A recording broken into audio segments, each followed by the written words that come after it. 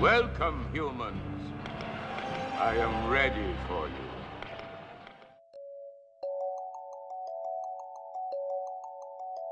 Welcome to Neuroemergent, the podcast about neurodiversity in the Pacific Northwest and beyond.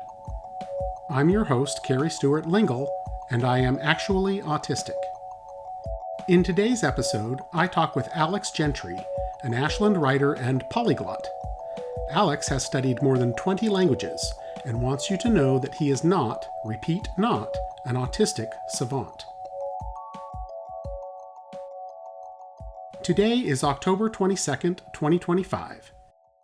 Last month, President Trump and his Health and Human Services Secretary, Robert F. Kennedy Jr., held an hour-long press conference on autism, 5 months after Kennedy promised a, quote, massive testing and research effort to find the cause of autism. Today, we're delighted to be joined by America's top medical and public health professionals as we announce historic steps to confront the crisis of autism.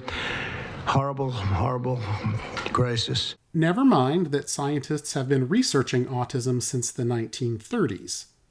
And never mind that it took nearly 7 years to put an American on the moon after RFK's uncle, President John Kennedy, announced "We choose to go to the moon" in 1962. The meteoric rise in autism is among the most alarming public health developments in history. There's never been anything like this. Just a few decades ago, 1 in 10,000 children had autism. So that's not a long time. And I've always heard, they say a few, but I think it's a lot less time than that. Okay, just for the record, according to the National Autistic Society, the earliest estimate of the rate of autism was in a study performed in Middlesex County, England in 1966. That was almost 6 decades ago. And the estimated autism rate in children was 4.5 per 10,000, not 1 per 10,000. So I've been waiting for this meeting for 20 years, actually. And it's not that everything's 100% understood or known, but I think we've made a lot of strides. Wait, didn't Kennedy promise what was the quote? Massive testing and research effort to find the cause of the autism epidemic by the end of September? So what's the answer? I always had very strong feelings about autism and how it happened and where it came from. It's turning out that we understood a lot more than a lot of people who studied it, we think. And I say we think because I don't think they were really letting the public know what they knew. Okay. And by the way, I think I could say that there are certain groups of people that don't take vaccines and don't take any pills that have no autism. Does that tell you something? Is that a correct statement, by the way? There are some studies that suggest that, with the Amish, for example. The Amish, yeah, virtually. I heard none. There's 2 studies that show children who are circumcised early have double the rate of autism. And it's highly likely because they're given Tylenol. See, Bobby wants to be very careful with what he says, and he should, but I'm not so careful with what I say. It is disheartening, to say the least, to hear what can only be described as misinformation about autism being trumpeted from the biggest bully pulpit in American history. But I don't want to spend any more time debunking the BS. Not this month, anyway. Instead, I want to talk about a scientific study that's gotten considerably less attention, even though it ultimately could have a much bigger impact on the lives of millions of autistic Americans. The study was published in this month's issue of the science journal Nature. Here's the headline. Are you ready for this? Drumroll, please. Polygenic and developmental profiles of autism differ by age at diagnosis. Boom! Okay, maybe that requires just a little translation.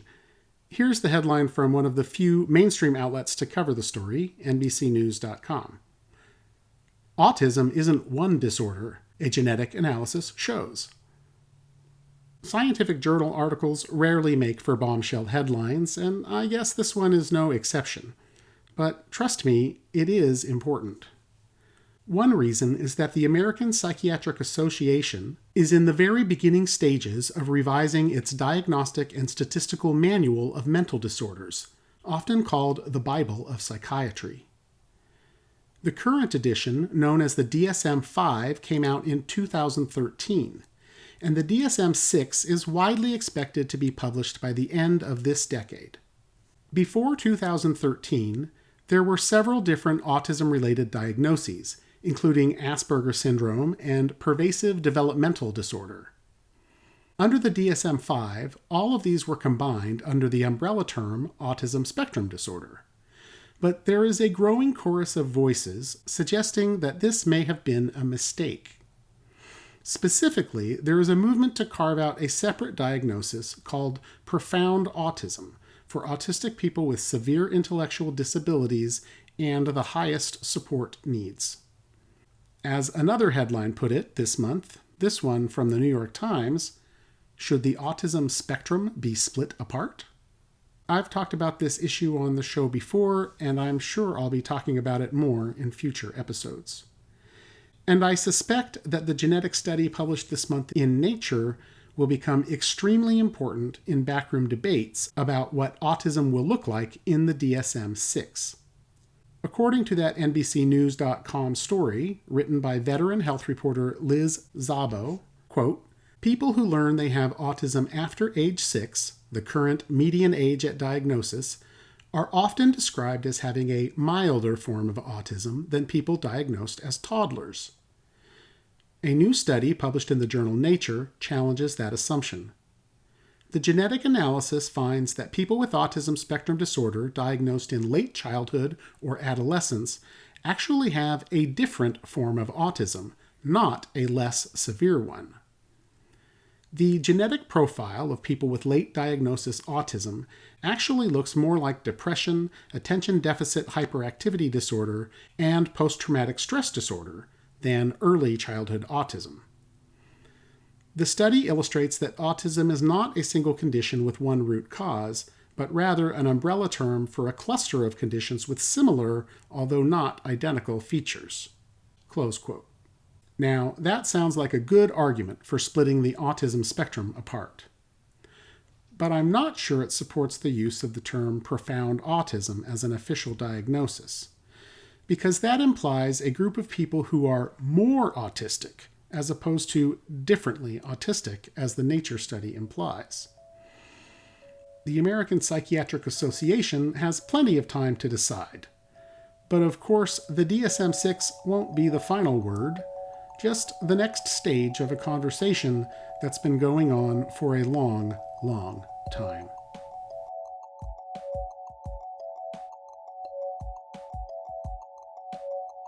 This is Neuroemergent, the podcast about neurodiversity in the Pacific Northwest and beyond. I'm your host, Carrie Stewart Lingle, and I am actually autistic. Not Rain Man, not Sheldon Cooper, just me. That's how Alex Gentry, my guest on today's episode, describes himself on LinkedIn. Not Rain Man, not Sheldon Cooper, just me. It's only 8 words, 5 syllables short of a haiku, but it says a lot about the autistic experience.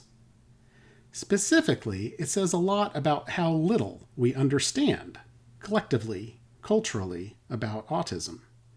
There's a saying in the autism community: if you know one person with autism, you know one person with autism. Much like the phrase Black Lives Matter, the point of this saying is to state what should be obvious, but somehow isn't obvious enough in our society. I was a teenager when the movie Rain Man came out in 1988. Dustin Hoffman's Oscar-winning performance was pretty much everything I knew about autism for the next 15 years or so. And that goes a long way toward explaining why I wasn't diagnosed with autism until I was 49 years old. In contrast, Alex Gentry was a teenager when The Big Bang Theory became America's favorite sitcom. I'd like to make a sandwich, but I'm out of bread.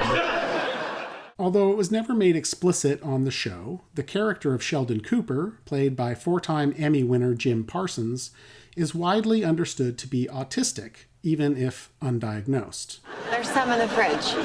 You shouldn't keep your bread in the refrigerator. Staleness is caused by crystallization of the starch molecules, which occurs faster at cool temperatures. On Earth, we'd say thank you. I could argue that The Big Bang Theory and its spin-off, Young Sheldon, have done a lot for autism awareness. In fact, I did argue that in the July episode of Neurodivergent.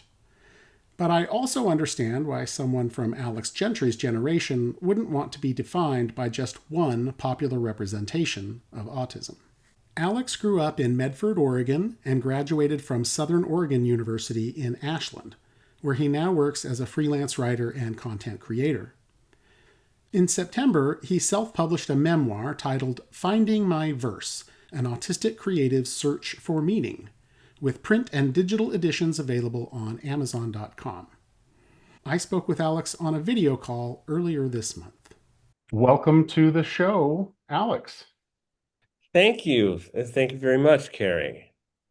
Thank you for having me here. So you just got back from a 5-day linguistics conference. Can you tell me a little more about that? What was the focus and what did you get out of that experience? Well, technically, it wasn't exactly a linguistics conference. It's called the Polyglot Conference, a conference where people come, where language lovers come to celebrate and connect and learn, and to celebrate the beauty and diversity of languages around the world. I've never really felt more home in my life anywhere else. So what was the highlight of the conference for you? The highlight of the conference. Let me see, where do I begin? One thing that I really liked about the Polyglot Conference was there was a language therapy session. Well, it's not like therapy per se, but it's more of the host of the Polyglot Conference, Richard Simcott, who's well known in the polyglot community. He's studied a lot of different languages, and we got his feedback on our progress.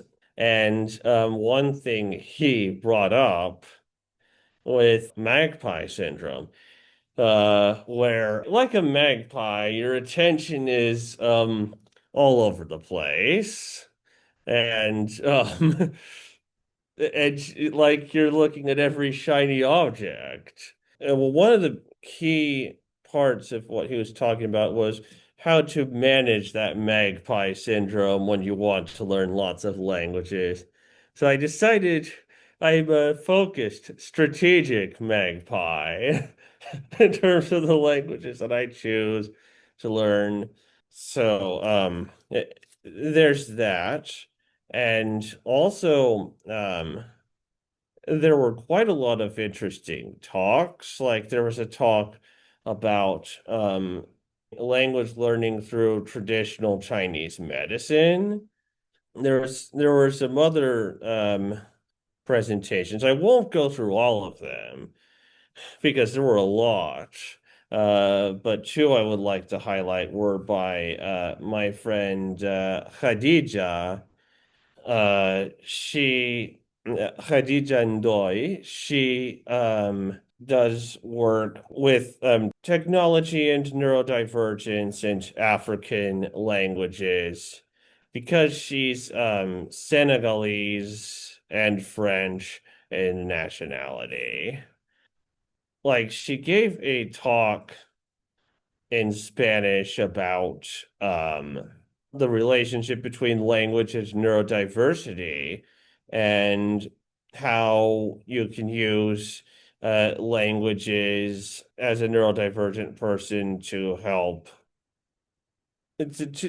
increase your economic freedom and because that's a huge obstacle for neurodivergent people that she faced herself numerous times. How many languages do you speak? Well, to tell you the truth, I don't know.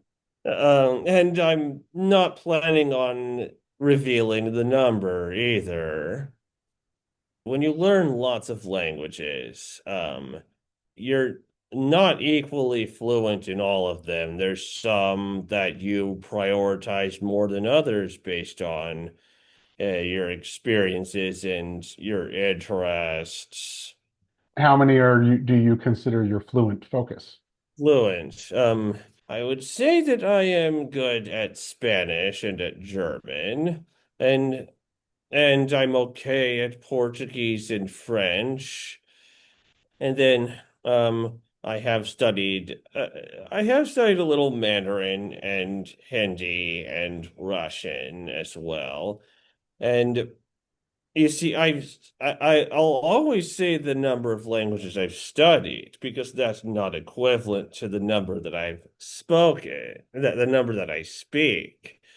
I've studied over 20 languages at least in the course of my lifetime, but I definitely do not speak most of them.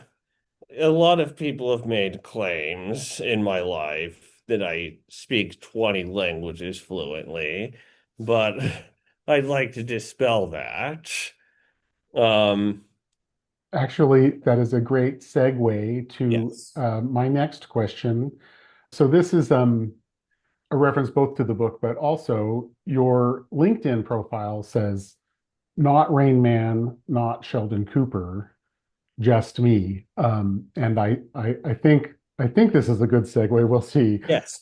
What do you mean by that? Tell me what that, the not Rain Man, not Sheldon Cooper. What is it about those uh, fictional characters slash stereotypes that you don't want people to associate with you? Well, you see, about not Rain Man, not Sheldon Cooper, just me. Rain Man and Sheldon Cooper are two of the biggest stereotypes of autism in the media. But it's funny, like what you were talking about, you and I were talking about in our earlier conversation about Rain Man, how he was based on the savant Kim Peek, who wasn't even autistic. Um, that's a movie I'd like to rewatch for the sake of analyzing autism representation in media and disability representation in general. And then Sheldon Cooper, um, you see, some people have likened me to Sheldon Cooper, even though, to be honest, I don't see myself as anything like him. Like the stereotype of the extremely intelligent, but socially clueless yet highly accomplished scientific genius who unfortunately is abrasive towards everyone. Um, yeah, I would definitely say that that's a pretty harmful stereotype towards autistic people. So what I say by not Rain Man, not Sheldon Cooper, just to me, I want people to look at me as a person, not at stereotypes.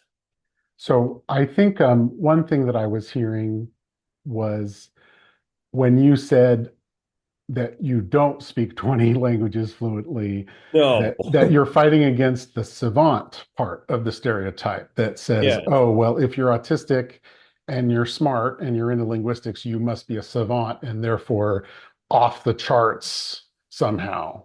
I'm Am def I understanding that correctly? That that's what yes. you're.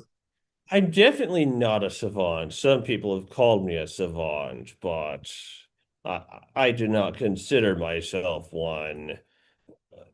While languages are one of my strengths, I haven't learned them without effort. Yes, that makes perfect sense. Yes. The Sheldon Cooper stereotype, I guess I don't want to disagree with you, but the Big Bang Theory was Yes. co-created by someone who is on the spectrum, and it's Yes. very autobiographical, and it's true to their experiences. And I certainly have had experience with uh, neurodivergent people with or without a formal diagnosis who revel in snark, for example. Smart. So Yes.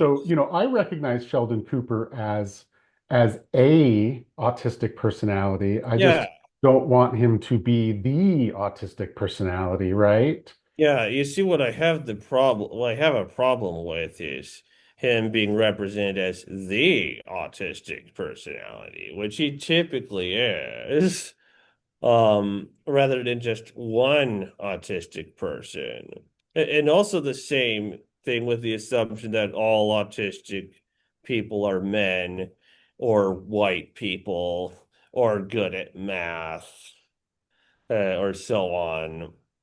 So in August, you self-published a memoir titled Finding My Verse, an autistic creative's search for meaning.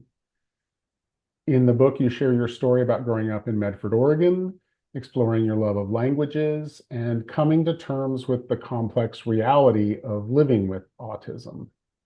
First, I just want to congratulate you on publishing your memoir and getting it up for sale through Amazon.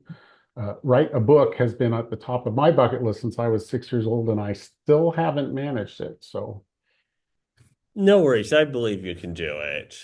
And let me know when you publish your book. I will absolutely buy it. I appreciate that. Okay, so you dedicate the book to your mother, who passed away in 2015 after battling stage 4 non-smoking lung cancer. Hmm. And in many ways, the book is really her story as well as yours. I would like to read a few lines that you wrote about her and then ask you to tell me more. Yes. You write, my preschool teacher said that I would never be able to write my own name, draw, cut with scissors, read, speak, or function in society. She was frustrated with my tendency to do my own thing rather than what the rest of the class was doing. My mom was angered at what the teacher said, and she did everything she could to prove her wrong. Yes. So I would like to hear a little bit more about your relationship with your mom and what she did in those early years to prove that teacher wrong. Well, to be honest, I unfortunately don't recall much of my childhood, so I'm not able to say much. But what I know is she always tried to encourage my autonomy, and she pushed me to want to improve myself and do better. And well, she was always an anchor for me. Late in her life, like a year or so before she passed away, she told me she wanted to write a book together with me about our experiences as an autistic adult and a parent of an autistic adult. Um, so writing this particular book was honestly the best possible way that I could honor her memory. One of the things your mother did was decide to not tell you about your autism diagnosis while you were growing up, even Yes. though you did attend some special education classes when you were young. Here's another quote from your book. One day early in my freshman year, my local school district sent in an autism specialist for me.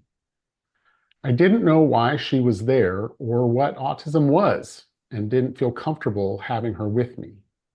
I told my mom after school that day. Furious, she contacted the school and ordered that the autism specialist never come back to the campus. Since then, I had no special education and had a mainstream education.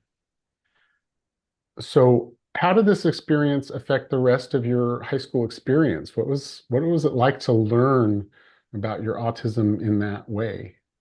Well, disorienting, honestly. Um, because I knew that I was different somehow from a lot of people around me, but I didn't know why. Um, so I went through special education most of my life before middle school when I mostly transitioned to mainstream, but had a couple of special education periods. So when I learned from that experience that I was autistic, I I genuinely thought that something was wrong with me. And I really didn't know what to do with it. I think this is the part of your story that affected me the most personally because as a late diagnosed autistic, I often wonder how different my life would have been if I had known about my own autism as a teenager or young adult. You write, quote, "Unfortunately, I took hearing this diagnosis as something negative and harmful for me.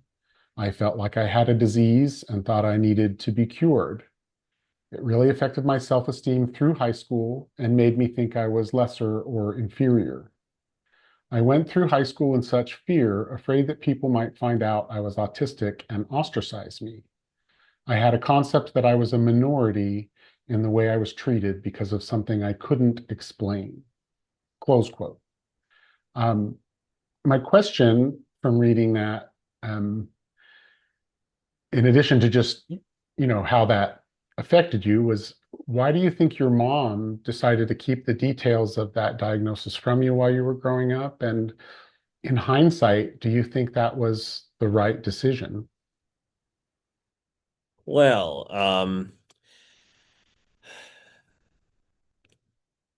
I definitely think that she meant well. Like she never intended to cause any harm to me. Um, there was more stigma around autism when I was growing up than there is now. And I think that she was trying to protect me in her own way by trying I think she wanted to help me live as normal of a life as possible, whatever normal means. But I mean, think that she wanted me to be accepted by society as much as possible. She did talk with me about it when I found out what happened. I remember that she told me that I did not have to worry about it, that it was okay, but I still felt like I still feel like she should have told me much earlier, so I wouldn't have had that shock. I just wondered why she didn't tell me when I was much younger. I I wish imagine, I wish I had talked to her about that, but I never got to. I, I mean, I feel like she was trying to protect you from exactly what you felt when you found out, which was the feelings of inferiority. And that's why I asked the question, because Yeah. as a late diagnosed autistic, I have found discovering my autism to be freeing, um, and has really helped me understand myself in my life in a way that has been hugely important in a very positive way to me. But I don't know that it would have been positive at all if I had found it out when I was 16 or 17. Particularly, Yeah, I'm almost 20 years older than you, I think. So yeah. if the stigma was higher when you were young, it would have been even higher if people had any concept of autism at all. So Indeed. I was diagnosed when I was 4, but I that diagnosis got lost, so I had to get re-diagnosed when I got disability benefits back in 2020. So you've overcome many obstacles in your life with your Mhm. mother's help and since her passing. You graduated from high school with enough AP credits to skip a year of college. You Mhm. graduated from Southern Oregon University, and in 2016, you helped start up a business in Ashland doing social media and communications for a makerspace called Circuit Youth. You joined Toastmasters to improve your public speaking skills. Mhm. But in the book, you also come to grips with a lot of disappointments in your life. You write about applying for jobs and being rejected time after time. Mhm. You wanted to work as a language tutor, but you were told that your likely clients were wealthy foreign students who probably wouldn't want to work with you. Mhm. Even your experience with Toastmasters ended in another rejection. Yes. And yet, despite all of that, you're still putting yourself out there. You're working freelance, you network on LinkedIn, and of course, you've published a memoir. It's not really a feel-good story in the traditional sense, but it is a story of resilience, and that's kind of the message I wanted to get to you Yes. by way of congratulations. And I also just wanted to hear more about that. Am I reading you correctly about what the book is really about? Yes, I would say so because I think it was important that my memoir was not a feel-good story, but that it was authentic rather than perfect. I could have made it polished and perfect, then triumphant at the end, but that doesn't reflect my reality. Um, if I wanted to do that, I would have made it a fiction novel or something. Well, what are you working on now? What's the next chapter for Alex Gentry? Well, right now, you see, I'm working on an article um, describing my experience at the Polyglot conference last weekend, and I should have it finished by the end of this week. And then I'm working on some new book ideas. I've got ideas for 5 new books now in the last month. Um, it's amazing ever since I published Finding My Verse. My creativity has skyrocketed. I just really felt motivated again. And that led me to going to the Polyglot conference. And uh, so I also am I'm starting to write my second book, um, called Through Different Minds into Different Tongues. That's the working title.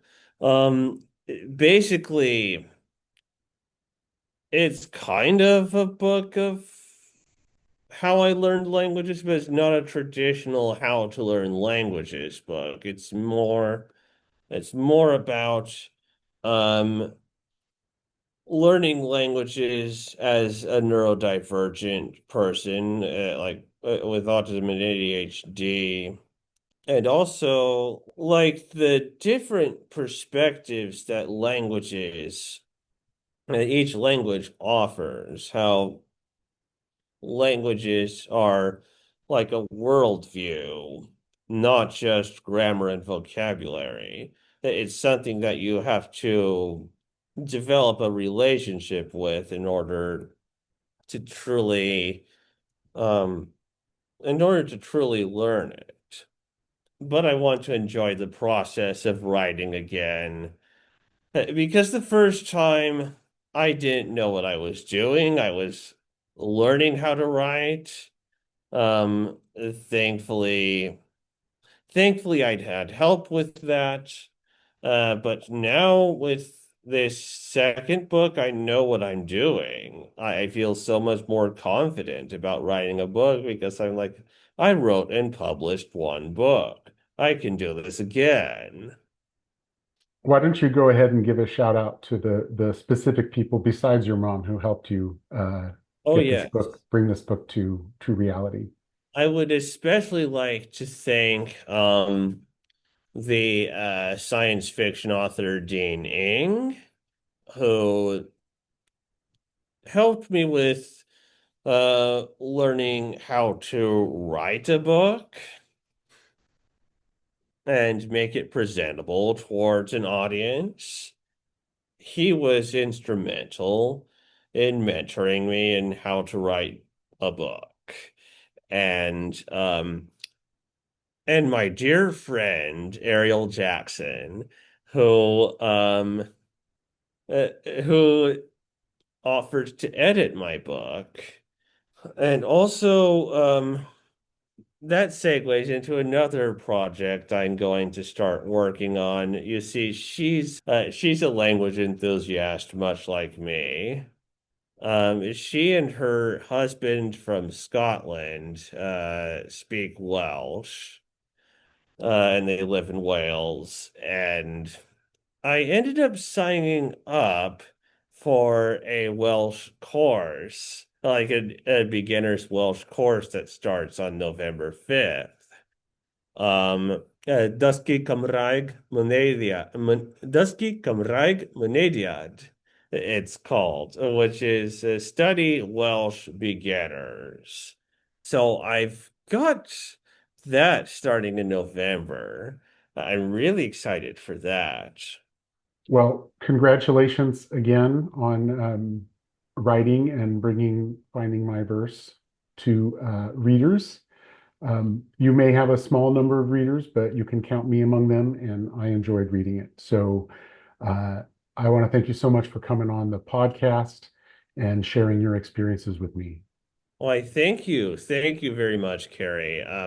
Uh, like, yeah, my book will probably not have a big audience. I expected that, but that's all right. My intention with it is to use it as a career launch pad because traditional resumes and cover letters never really worked for me.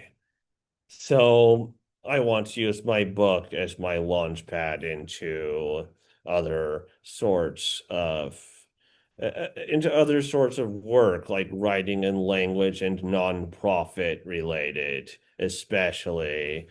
And I'm just going to keep on promoting my book. Yeah, it's a learning experience promoting a book. Uh, yes. Well, thank you so much and good luck. I hope we get to talk again. Yes, I hope we get to talk again too, Carrie. Thank you very much for having me on. You've been listening to Neuroemergent, the podcast about neurodiversity in the Pacific Northwest and beyond. This podcast is presented by Lonesome George Productions in association with KBOO Community Radio in Portland and KMUZ Community Radio in Salem. Our theme music was composed by Doug Lingle. Our production assistant is P.F. Lingle, and I'm your host, Carrie Stewart Lingle.